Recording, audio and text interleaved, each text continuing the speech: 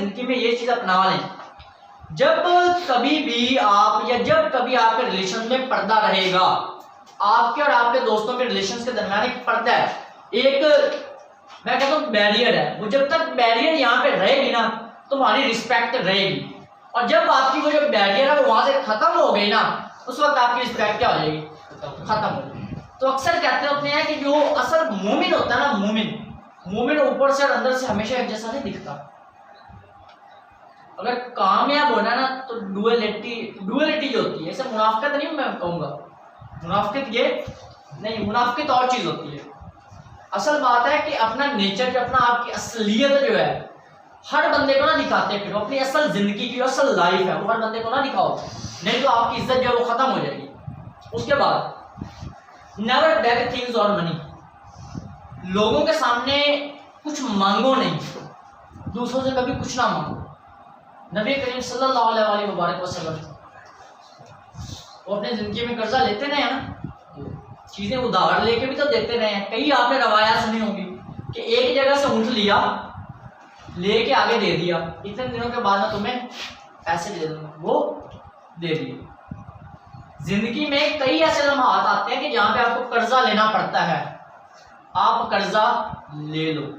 आप कर्जा ले लो, वापस भी कर दो, बार बार ना मांगो, बार बार ना मांगो, चीजें बार बार ना उधार मांगो,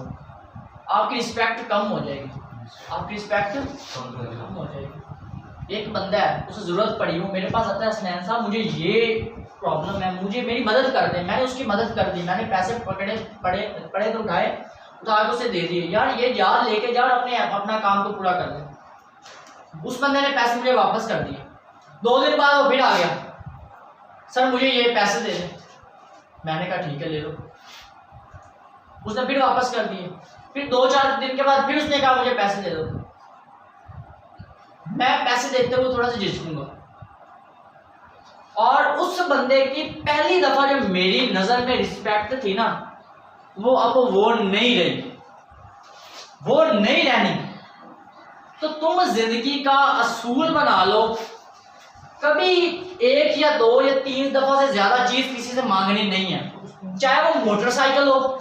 चाहे वो साइकिल है, चाहे वो कोई आपका पैसे है। और मैं तुम्हें एक बात बता रहा हूं, ये जिंदगी में लिख लो, नोट डाउन, ये बात कर लो कि जिस बंदे का हाथ जिंदगी में ऐसे रहता है ना, ऐसे,